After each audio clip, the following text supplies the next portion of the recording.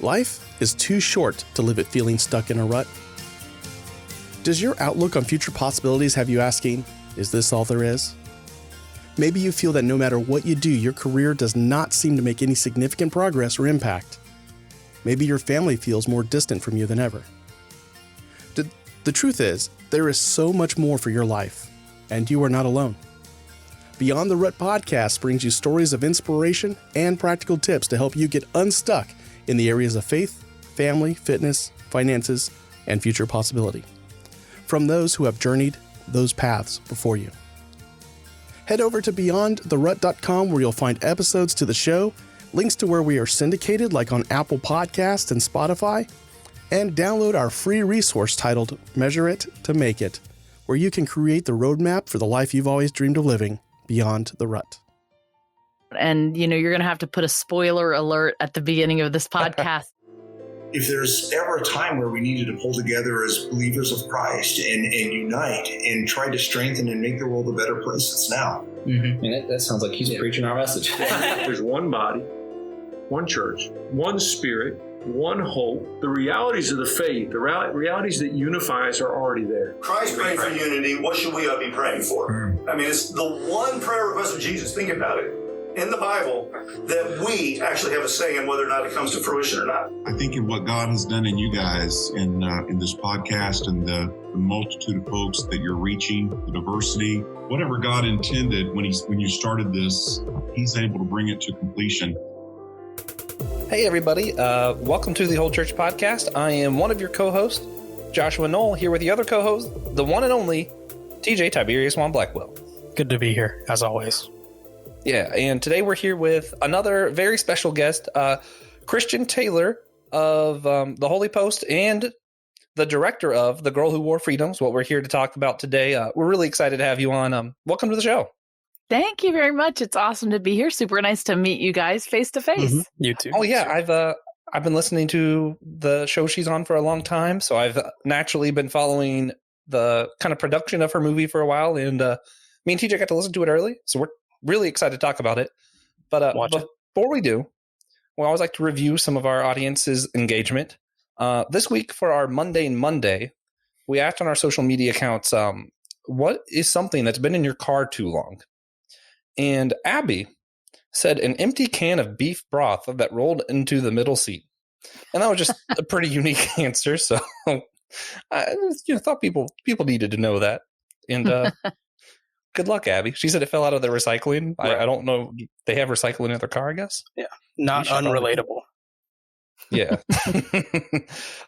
So with that, we're going to move into today's silly question, which ironically, I got this from Phil with, the now it's time for a silly song. I grew up with that. So you're now talking it's time about for a silly question.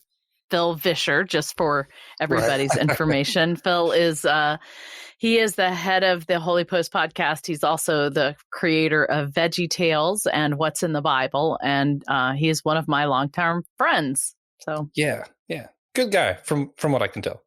Yeah. So if you had to have a pie thrown in your face, which kind of pie would you most prefer? TJ, would you like to go first? I can go first. I got lucky. I looked at this outline earlier because this is one of those questions that would have been like, oh no, I would have had to think about it. Yeah. But I decided lemon meringue pie because it's soft. There's not a lot there. It's still delicious, so I can still, take care of the business afterwards. But it's nice, inoffensive taste. Not going to damage me too much unless someone really strong throws it. So, yeah. You know what? That is a super strong choice that I did not even consider. But now that you're saying that, I may have to rethink my choices. Yeah, I took a similar route. I think I thought of lemon meringue, but I was afraid that maybe the citrus would get in my eye. I don't know how much lemon is actually in that. But and then I thought of banana cream, but I thought it might be too sticky. So I don't know if coconut cream's any less sticky, but I know it smells better. So I'm going to go with coconut cream pie. That one actually would be a good one too. So, in fact, I think both of your choices might be better than mine, because I was purely thinking about like what my favorite pies were. I wasn't thinking about the impact on my face. Right. Yeah, that was my problem, because I would have said blueberry, but that's hot. Yeah, so I was struggling over would it be cherry or pumpkin, because pumpkin is my favorite in the fall winter, but cherry is my favorite other time. But both of those would really hurt. So now that I have heard your answers, I think I'm going to go with lemon meringue. Excellent. All right, Man, we might have a winner. A cold pumpkin pie would just be Sounds go to the hospital. You basically feel the plate. You really wouldn't feel much of the pie. You'd feel the plate. Yeah. I mean, I thought of it too, because I was like, cold pies, not hot pies. Pumpkin. And then I was like, ooh. Yeah. Or pecan. Can you imagine getting hit in the face by a pecan pie? That might be the worst.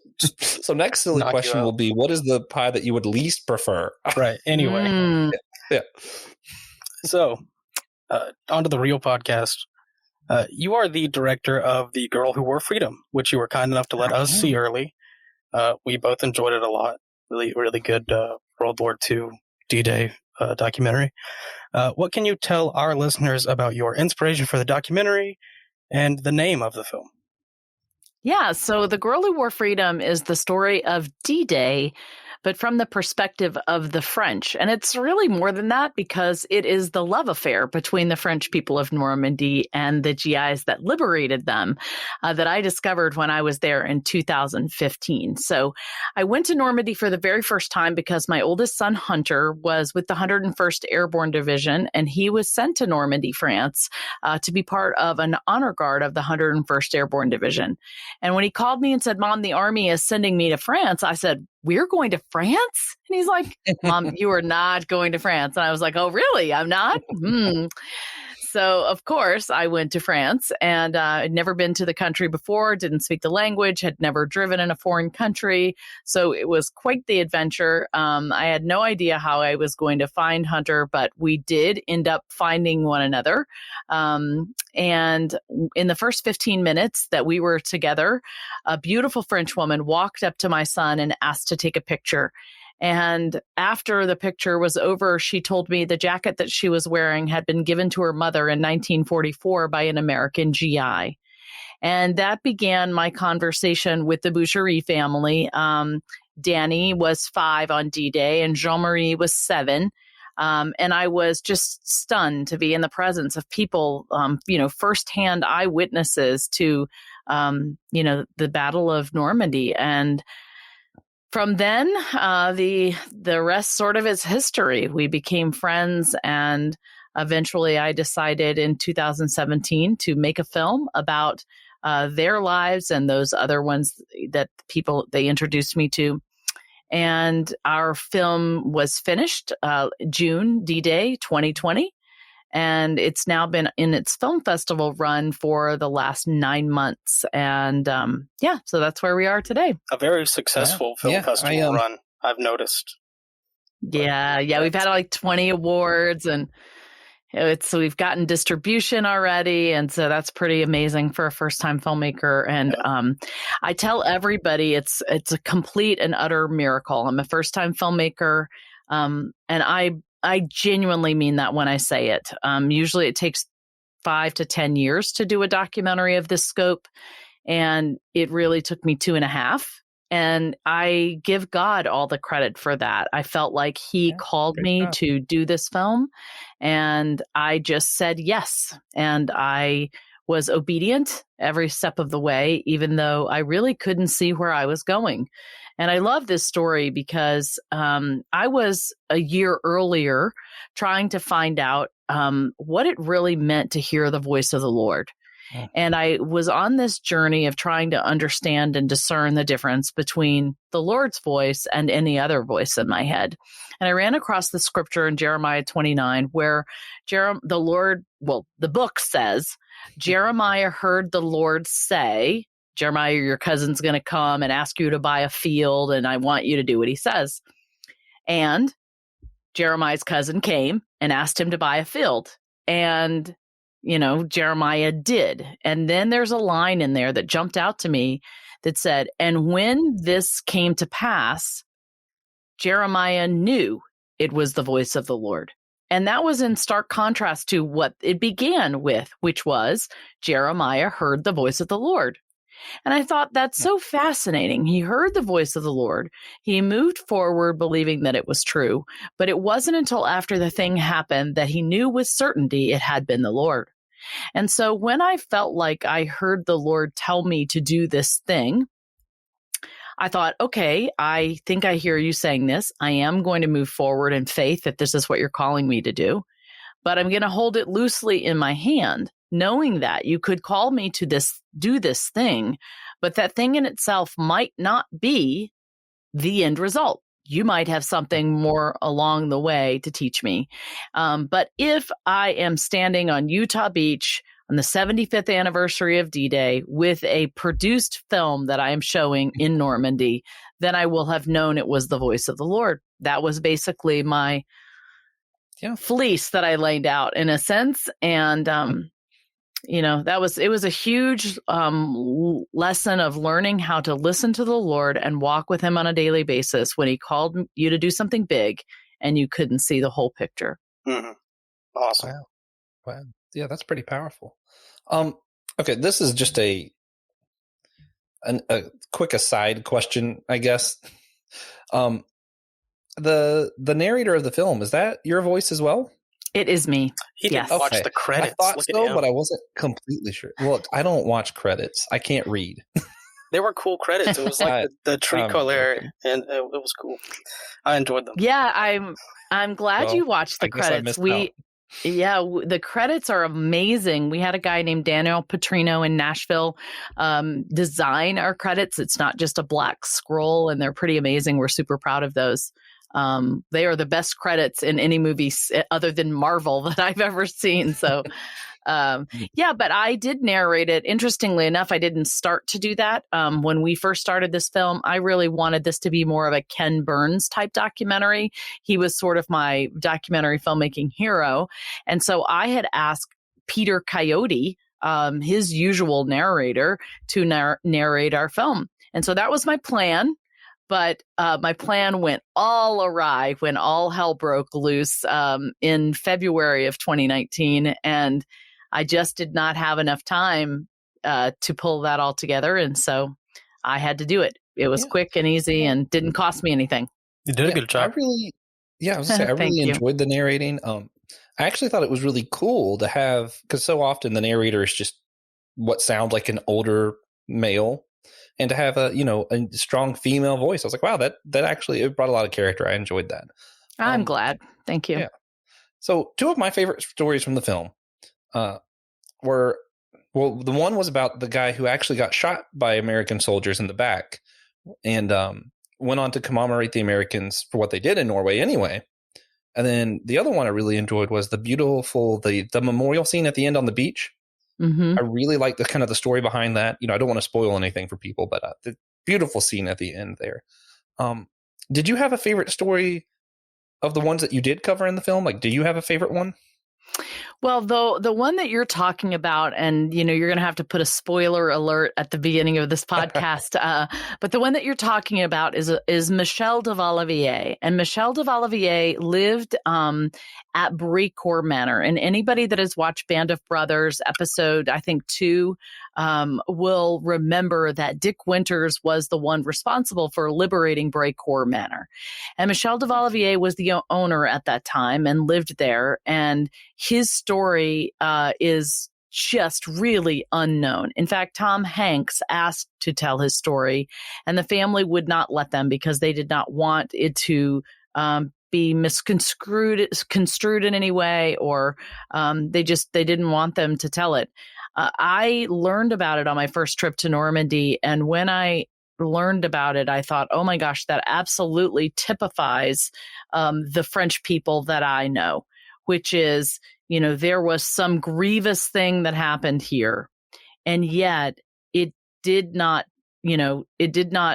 turn out the way that you would expect. Mhm. And I thought that when I was in Normandy, the thing that I saw was there was such incredible grief. 20,000 lives were lost in the Battle of Normandy, French lives that we never talk about and don't hear a lot about. So there was tremendous grief in 1944, not to mention everyone that had died before. That 20,000 lives was, lost in the 100 days in the Battle of Normandy. And yet, now, when I was there in 2015, the amount of joy and love and gratitude, not only for the veterans, but also for the modern day units that come over to celebrate, was just mind boggling. And so I thought I wanted to answer that question. How had this gratitude lasted all of these years? And how did they turn from this grief-stricken nation to become a nation full of gratitude? And that was the question I set out to answer in the beginning. So that Michel de Vallevier piece is incredibly important to me. And then we have some other survivors there. Henri Jean Renaud, whose father was the mayor of St. Mary-Église, many people know in The Longest Day. John Steele, one of the 82nd Airborne paratroopers, was stuck on the church steeple. And so Henri Jean Renaud's father was the mayor there, and he just tells these passionate stories about his own family life and what his family did in this liberation time. And then Maurice Lecour tells a hilarious story about the morning of D-Day in St. Mary-Église, where an American GI gave him a puff of his Camel cigarette, and it cured him from smoking for the rest of his life. So Maurice Lecour, we didn't expect him to be as funny as he is, but whenever I've watched the film with an audience, he always gets the most laughs. And so, there were just some very heartwarming stories. I think the one that nobody knows about, because we didn't get into this, but Danny, the girl who wore freedom, Danny's husband, Jean-Marie Boucherie, was 7 in Carentan at the time. And he remembers meeting his first paratrooper. And when the paratrooper saw him, he motioned to Jean-Marie to come towards him, which Jean-Marie did, and put out his hand, and he was given a piece of gum, and he just stuffed it all in his mouth, and he ran home and told his mother that he was going to become a paratrooper and he wanted to go to America. Right. What's fascinating about that is that he actually did become a paratrooper. He became a paratrooper in the French army, and he fought in the Algerian War, where he actually saved his commanding officer's life. And subsequently, his son became a paratrooper as well. So where one little instant, one moment with a GI charted the course for this man's life and his son's life for the next, 70 years. It's just really interesting. And man, the Algerian War was not a place you wanted to be. So that's definitely not. Yeah, there was a couple real funny moments in the movie. The kid with the eggs. Oh yeah, that's Jean-Marie. Made me laugh the most. That's Jean-Marie. Jean-Marie was the story about the eggs and the GIs. Interestingly enough, in that scene, the GI is my son Jacob. So my son Hunter was the older one, and that GI is my son Jacob. Wow, that's nobody. Awesome. That's a very small fact most people do not know. That's I think it's super funny because I don't know, even in like the 40s, he wasn't like upset to get rid of those shoes. He's like, oh, they'll give me new shoes if I ask for new shoes. You can take these. I'll take these eggs. Yeah, what's so crazy is that when you go to Normandy, they still have so many things there that were just left. Everything was just left there, and there were just so many supplies that there was just an abundance of everything once the Americans got there. Mm-hmm. So you mentioned, how Jean-Marie, or Henri Jean Renaud. Henri Jean. How long did it take you to get the names down? Either way. It was really tough. I mean, it was easy for me because I met them in person. Right. But my editor had never been to France, and he never met them in person. So he had to print off all of their pictures with their names to try to memorize everybody. It's not easy. I'm not even trying. I should have watched it more than once. I probably could have remembered, but Well, which one are you thinking about? Either way, the untold stories is what I'm trying to focus on. Did you have a particular Was there one that didn't make it into the film that you found particularly heartwarming or something like that? Yeah, I'm so glad you asked. There were actually two. The first one, we were friends and are friends with a wonderful GI named Willie Kellerman. He was with the 79th Infantry Division. He landed on Utah Beach. And Willie was going at one point to get a radio for his commanding officer, I believe, and he was captured by the Germans. And he was then marched off, and I think they were going to a prisoner of war camp. And he escaped. So they would march them, I think, by, I don't know if it was night or day. I don't remember. But wherever they were, at some point, they had to sit them down. And while they were sitting down, Willie and his friend rolled under the bushes and got away. And so they were going to try to get to Switzerland so they could be free. And they found two bicycles. And so they borrowed, and I'm using air quotes, they borrowed these French bicycles and were riding to Switzerland, they hoped. And they got a flat tire. So they went into a bicycle shop. And when they went in there, they were captured by French resistance workers. Now, the resistance workers weren't sure if they were French people posing as Americans or what they were. So they put them through this interrogation process and they determined they really were American. And so they hid them in the forest of Balande for weeks and weeks until that area of France was liberated. So when I was there filming in 2018, Willie had come back and they were going to take the French people, Flo Plana to be exact, was going to take Willie back to this forest where he had lived for all these weeks. So we were there watching him discover this place where he had once, been, which was at that time surrounded by Germans. And at one point, he just told everybody to stop talking. And it was perfectly silent. And he said, "Listen to that. You hear that? That's what I remember. When you stop talking and I hear the silence and the birds, that's what I remember." Because they couldn't talk in this forest. They were all there. Nobody could say a word because the Germans were close by. So that actually is a deleted scene that is on our YouTube page that people can go and watch. And then the other one, there was a story, Jean-Marie Caillat is a Frenchman. He runs a shop called L'Atelier in Carentan. And in this shop, he has set up a radio signalman's nest. And I asked him how he came about this. And he said a friend of his was doing a roofing job on the house only a few years ago, and they discovered a completely intact radio signalman's nest with the radios, with everything in place. And there were candy wrappers and Ritz cracker cartons and all of this all over the floor. And so he took it out and set it up in his attic. And as they were leaving, his son spied some papers underneath a floorboard. And when they pulled the papers out, they were all letters to a Sergeant Robert Miller from his family in Illinois. And when he showed these letters to me, he told me that he'd been trying to find the family, but never was able to. And I realized, I looked at the letters and the return address was not far from my house. And I was like, I am going to find that family for you. So I came home and I did find the family, and we brought Sergeant Robert Miller's daughter over to France, and she brought letters that her father had written home. And so we were able to reunite Sergeant Robert Miller's family with these letters, and we kind of filmed all of that. So that was a very cool story that we didn't get to include, unfortunately, but it is also on our YouTube page. Yeah, awesome. Those are very cool. Yeah. So you say that the stories in the film help us remember the principles of love, gratitude, and freedom.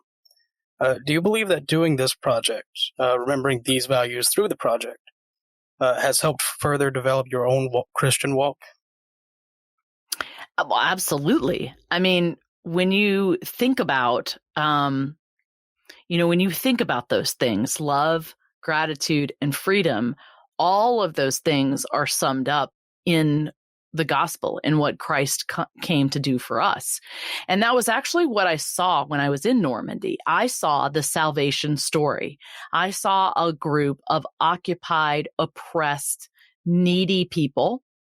I saw a savior come to the rescue and, rescue them and defeat the evil, restored their life, their food, their freedom, and reconcile them to one another where they had been divided before. So I saw this salvation story there, and I saw that love was present there. Now, the churches, for the most part, are very empty in Normandy, and that made me very sad. But I realized that God is there. He is there, and he's embodied in their love that they feel for their liberators. It's just that they don't know it. And I wanted to be able to somehow explain that or express that. And I wasn't sure how that would take place. But interestingly enough, the project itself has given me so many opportunities to share my faith on a one-to-one level that I really feel like it's just a vehicle for me to bring the love of Christ, the person of Christ, into a place and an area where he wasn't before. So, for example, there are many challenges and problems that we had with this project where they were with team members or problems with logistics or problems with money. And half of my team was French. And they knew from the very beginning that I was a Christian, that God had called me to this project. And so I would begin praying and I would ask them to pray. And eventually, when the prayers were answered, I would give praise to the Lord for answering those things.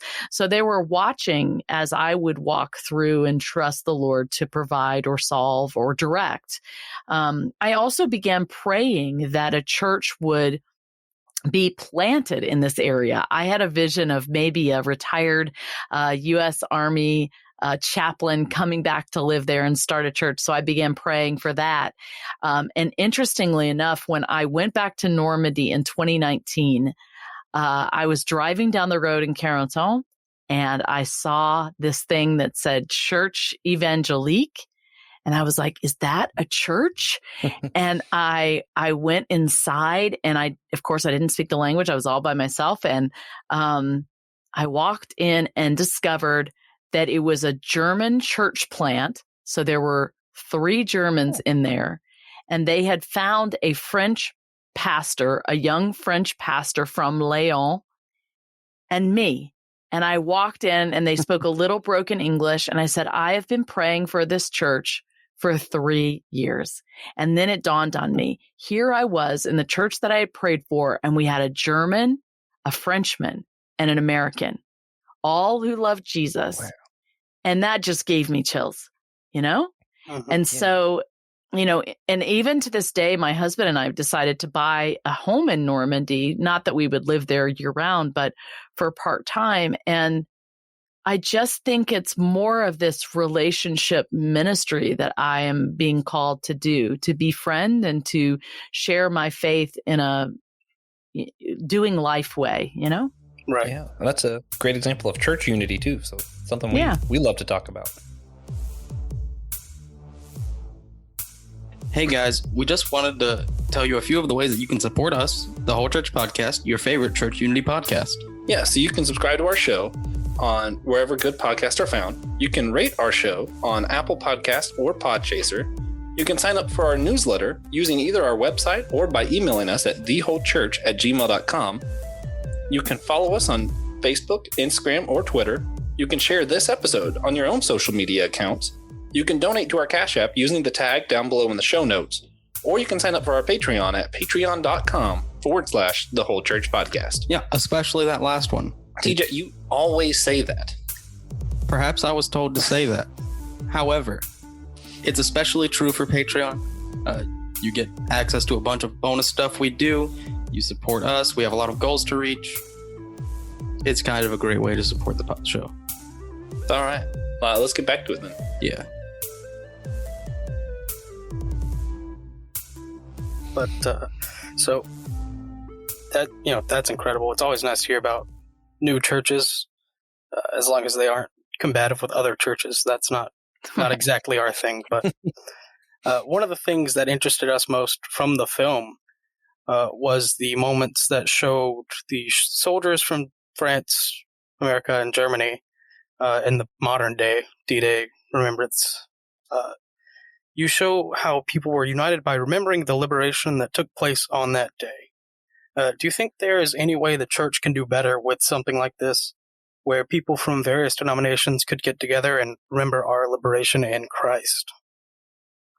Well, it's interesting. It's an interesting question. How did that even begin in Normandy? Well, at some point, somebody in Normandy, France, had to say, I think we should invite the Germans to these remembrance ceremonies. Well, that was a really bold thing, I'm sure they said, and a lot of people didn't like it at first. The older French people did not like it. They did not want it to happen, and I don't think a lot of them are still fans of it to this day. However, many people in Normandy were really interested in branding themselves the land of peace and remembrance. And I think in order to do that, they needed to demonstrate this was a peaceful land and a peaceful place and a forgiving place. And so there are many Germans that are buried in Normandy, just like, Americans, and Germans do come back there. So I do think that it was a brave, bold choice that someone had to do to sort of put down this olive branch and begin this reunification. And I think that is what's going to have to happen in between our church. But I think ultimately that introspection has to happen on individual levels. I mean, churches are made up of people, right? And all of us have this blackness in our hearts that don't want to be around people that think differently than us or that disagree with us and I think that we have to acknowledge that within ourselves and work against that. And I think we need to be bold to take steps to try to do that. Right. Yeah. Awesome. So, I think you sort of already answered this then, but part of what you were talking about just there with reaching out to the other German soldiers, and part of what we were talking about earlier with some of the other stories, like the man, I can't remember his name, who was shot in the back by American soldiers. Michel de Valavier. Okay. Yeah, a lot of these stories, listen, I'm terrible with American names. Yeah, don't worry about it. You have the same middle name. Yeah, a lot of these stories. Michael and Michelle. Okay, listen. It's the American version. It's true. A lot of these stories have kind of forgiveness as like a central theme. I know you kind of already were hinting at that. Do you think of any other ways that we could imitate that as the church? The kind of forgiveness? I mean, I really do think that, like I said before, it really does. The church as a whole all begins with recognizing our brokenness. When and I'll just give some examples. I was actually telling somebody about this earlier. There was a time where my husband had lost his job.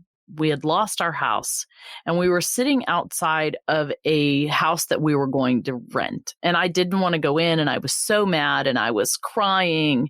And, he's like, "What is wrong with you?" And I was like, "I don't want to rent. Losers rent." And I was like, wait a minute, did I just say that? Like, I couldn't even believe that had come out of my mouth. But that crisis brought out the ugliness that I did not even know was there. And so every single one of us, because we're human, the Bible tells us we all have this black, dark heart. And we like to think we're not that way. And most of the time we behave well. And many times it's because the Holy Spirit is empowering us. But all of us have that within us. And so I think we need to be cognizant that if that is true with us individually, it's true for everyone else that we meet. And so it's incumbent upon us to live in love and grace and constant forgiveness towards anyone else, be they individuals or be they groups of people. And I think that doesn't mean you whitewash everything evil that's ever been done. I don't think that it means you ignore things that have been done that, are harmful to others. But I do think you can take a stand, you can forgive, and you can love in a balanced, healthy way with strength and dignity. And I think the only way that we can know how to walk that thin line is by the Lord and his Holy Spirit showing us. Yeah, lots of prayer. Incredible. So, for sure. We both believe this is an incredible film, and it seems like a lot of festival committees agree with us. It's not just for Americans or Christians. It's a movie that everyone can watch and get something out of. And when you get the chance to talk about the movie, when you get interviewed, which I'm sure just happens all the time, is there ever a question that you wish they would ask about the movie? Interestingly enough, I was just at a film festival, and it was the most, I've done like 6 or 7 in-person ones, and all the other ones have been virtual. And I think we've been in like 23 festivals. So I was saying there was like 100 filmmakers at this one, and the last one, there was only 12. That was the biggest group. And we were saying that we really miss being asked the filmmaker questions. So questions like, how did you think about this? Or this is such an amazing thing. What did this person make you feel like, or whatever? Those are all great questions. But when you're in an audience of filmmakers, like at Sundance, let's say, or even in Chicago or New York, you have people that are like, okay, that's really high production value right there. How much did it cost you to make this film? Or what were your chief, difficulties in this film? Or how did you strategize this technical thing? I miss having questions that people who are doing this in the know would ask. Right. So like the logistics. And that's a whole host of them. Right. Yeah. Like, how did you fund this? Or, how did you do a 2-language, 2-country film with a virtual film company, for example? Like all of us, we were not in the same place. We were all over the world, and we had to work virtually. And so I'm very proud of the team that kind of put this all together and how we were able to pull it off with such a low budget. Right. So, if you're interested in the logistical questions, how low was the budget? So it would have been a lot lower if I didn't have to do it the way I did it. So I estimated that the film would probably cost me about $250,000, but it cost me probably twice that. $400,000 to $450,000. I'm not done spending money, but I'll tell you that the film festival applications themselves were about $8,000. So, which I didn't even, anticipate in the very beginning. And so after we got finished with the film and in shooting the film in 2018, and I entered into post-production, I had to continue raising money in order to keep editing.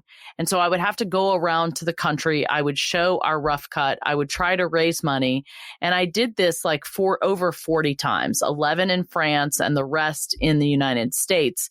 And that traveling itself cost money that I would not normally have to spend if I had just been given the money. So it took a longer time and it took more money than it should because of how I had to finance the film.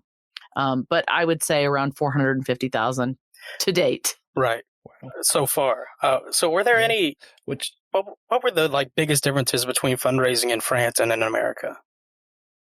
États-Unis.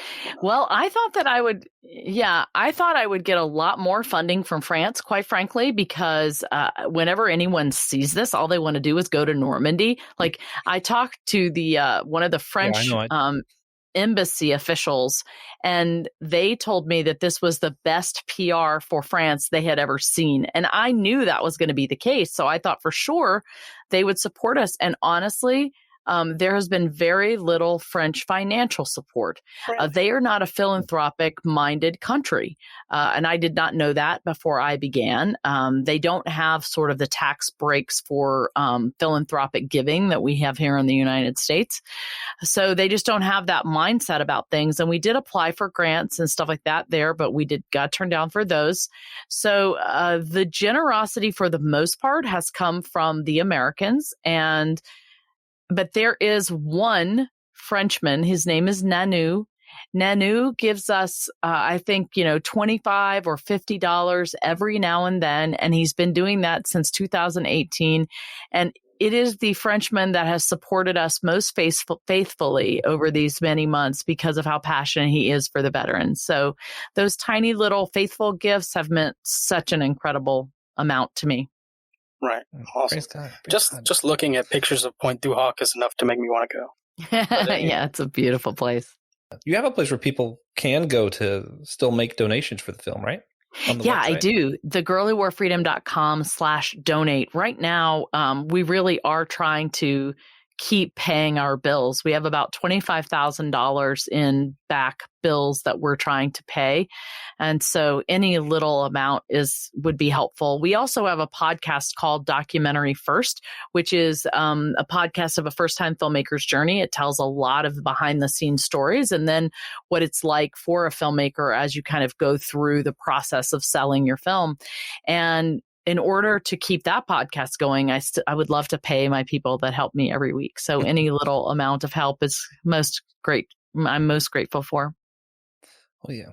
Which I enjoy that show too. Man, every time you go to a film and you win something, I feel like I'm just weird because I just relate. So I'm like, we won, and I'm like, I had literally nothing to do with this. No, you're on my team. You're on my team. Oh yeah, you're on my team. But so one thing we always like to ask our guest at the end of the episode, if you had to give just one single practical, tangible thing that someone, just average Joe listening to this could just go do this thing, and it would help better maintain unity in the church, what would it be? I wish I could say one, but there's going to be two. Number one, I would say I would really challenge everybody to read their Bible every day.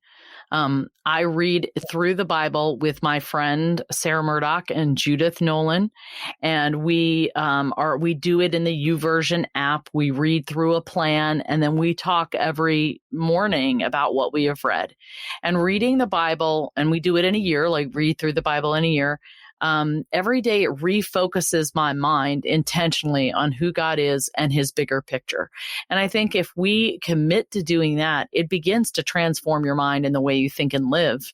And it demonstrates to Christ, I think, that we are yearning for a relationship with him on a daily basis. And I think as we as individuals begin to change, the church itself will change. But it all starts with us. We have to be the change we want to see in the church. Ooh, I just made that up. That was so close to Gandhi. You mean Michael Jackson? Said there was two? Oh, yeah.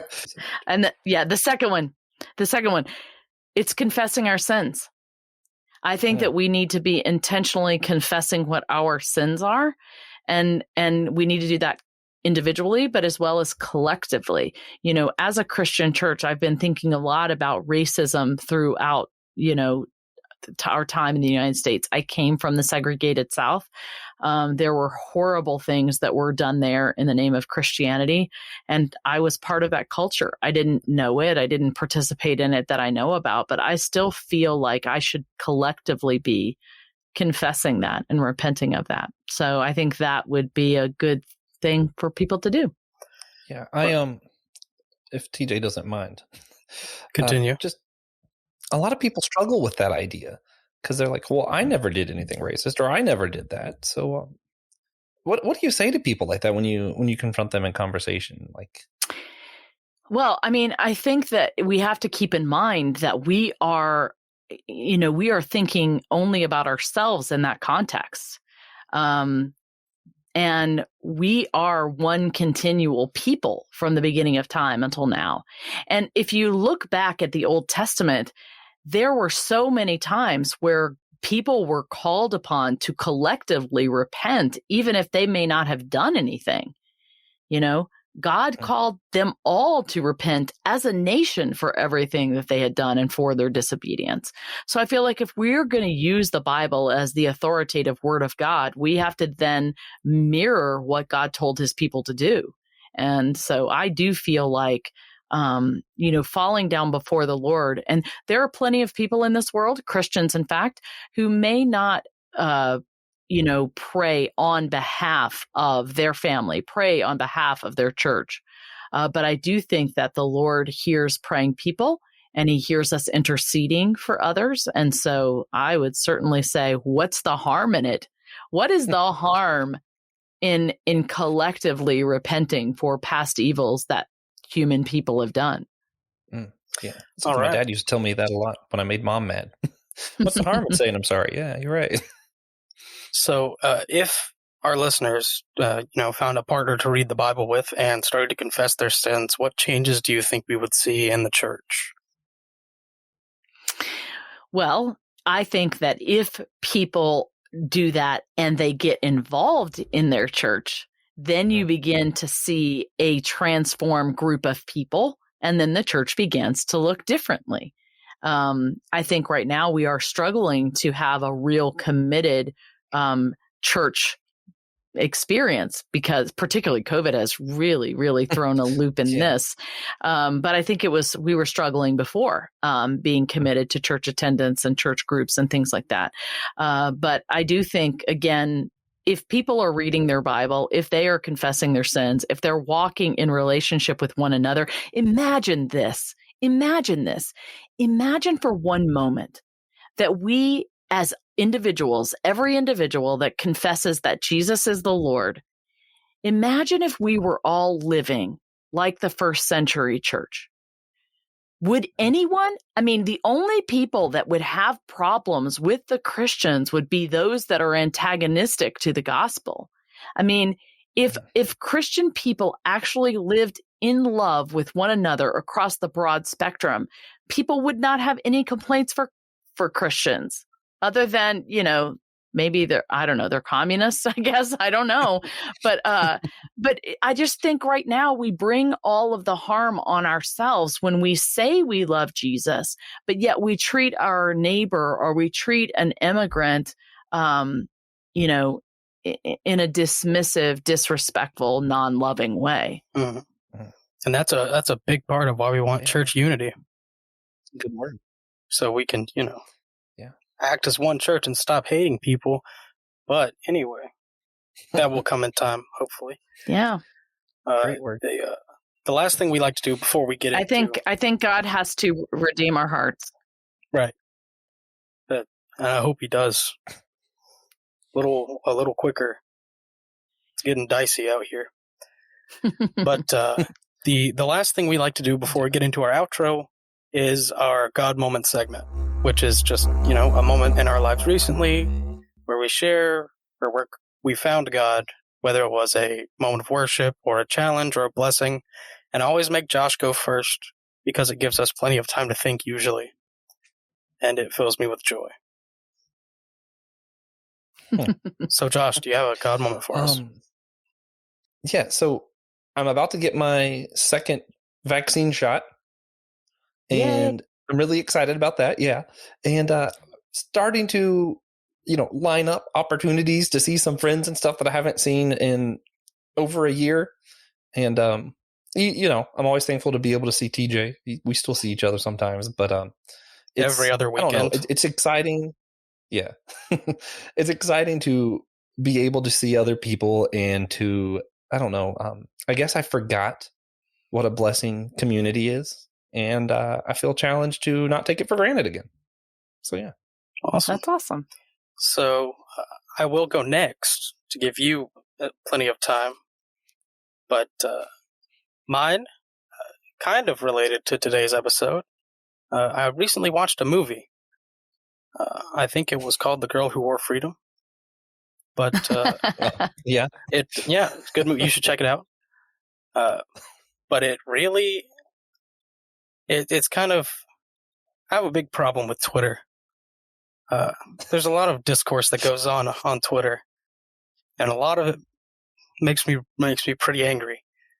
And this particular thread was about countries America has invaded, which, plenty of. It's like 20, 30 countries. But people kept putting France in there. And they wouldn't say Vichy France, it was just France. And that bothered me a lot.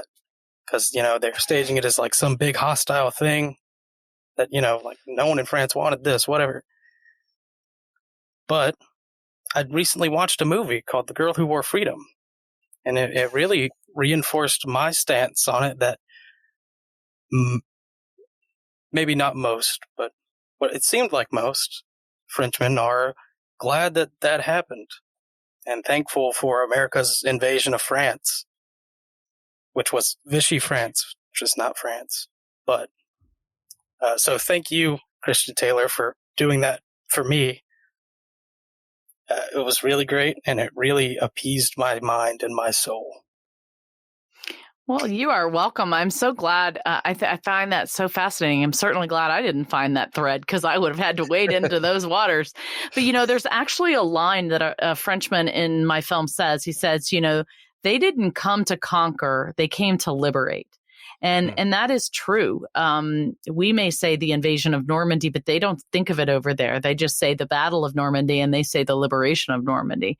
And he also says, they came, they left on the battlefields their friends, and then they went home. And, that is what happened there. And my son, Hunter, who was in Afghanistan, said after being in France and hearing the gratitude of the French people, it changed his mind about Americans' intervention overseas, because we have something very, very precious here. We have had the gift of freedom. We do have a deep-seated faith in, across many places in the United States. We have this joy of life and prosperity and hope.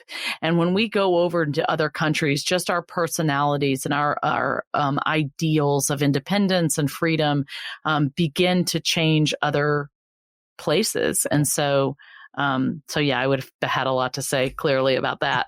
But I just want to give a shout out to the Lord, because this past week, I have been praying incessantly, probably for the last year, because we really have been in a terrible financial hole with the film.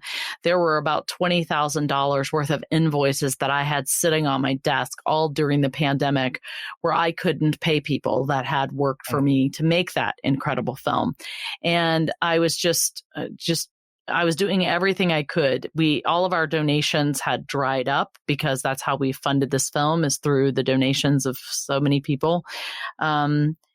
And then we won the best documentary at the Julian Dubuque International Film Festival, which in the first hand, it gave me an opportunity to thank God publicly and to share my faith publicly. And I always take the opportunity to do that whenever we do win. But it also came with a $4,000 prize, which I was then able to apply to people's invoices. But when I came home, there was a $20,000 check waiting for me that a donor had sent, and I was able to pay everyone.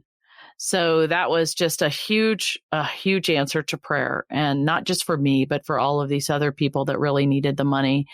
And I know that, the $25,000 that we still have left out here, at some point, he will provide that as well. So I just want to thank him for those blessings. Awesome. So that's all we've got for the show today. Thank you so much for being on the show. Thank you all for listening. Come back next week. We would love to have you again. And wait, the guest or the audience? Yes. All right. And if you enjoyed it, please consider sharing it with a friend. And that goes for both of you, I guess. But mainly audience. So Christian, where can people go to find more of your film, more of you? Thanks for asking. Be released. Yeah, so it's called The Girl Who Wore Freedom. So it's at thegirlwhoworefreedom.com is our website. And on our website, you'll be able to see links for the Documentary First podcast. We have links there for a blog that we write often that talks about veteran stories and other things. And we also have deleted scenes and other videos at the video tab. There's a donation button there. You are welcome to find.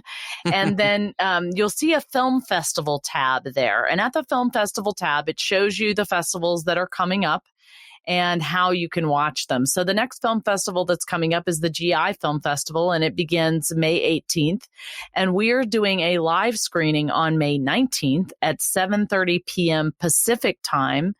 and you'll watch the film live. And then there will be a live Q&A after with me and Jeff Kurtenacker, the composer. And then after that live screening, it will still live on for another week or so online. The film releases in June, right around D-Day this year. And we are super excited about that. It's going to be for sure on iTunes, on Amazon. We just found out our distributor is in Canada, so it's going to be on the largest cable network in Canada. And we're still waiting to hear back from the Doc channel in the United States and some other places like that. So we're hoping for those. And we got exciting news today, which, I mean, your listeners are hearing it first, because I just found out about an hour ago. We are going to be on all Delta flights. And it looks like all Air France flights as well, beginning in August. So that's just super news. That's pretty cool. Yeah. That's really cool.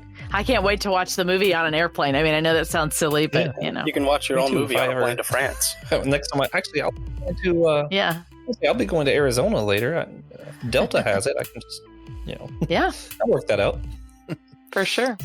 All right. So, some future guests for the podcast. We've got Reverend Steve Lonclo, an Anglican chaplain, which, who knows, might retire and start a church in France. He is of French descent. Pastor Andy Kinder, a good friend of ours. Dr. Greg Allison, the author of Historical Theology and Introduction to Christian Doctrine, whose works we use a lot in our Dividing Scriptures segments. And, of course, at the end of the season, we're going to have Francis Chan.